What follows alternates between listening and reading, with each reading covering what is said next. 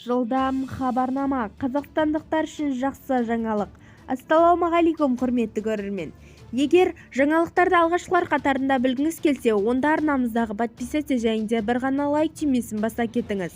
Батыс Қазақстанда ереуілге шыққан құрылыс компаниясы жұмысшыларының жалақысы көтеріледі. ККС Секум ірі құрылыс компаниясы 600-ге жуық қызметкерлері жалақысын 50%-ға көтеруді және де еңбек жағдайларын жақсартуға талап етіп, жұмысқа шықпай қойды. Келіссөзге прокуратура, полиция және әкімдік өкілдері қатысты. Құқық қорғаушылар ереуілдің заңсыз екенін мәлімдеді. Ал жергілікті билік жұмысшыларға компания басшылығы ақпан айынан бастап жалақының 20%-ға көтерілуін жоспарлап отырғанын хабарлады. Бізді тамашалауды жалғастырыңыз және де достарыңызға бөлісуді ұмытпаңыздар.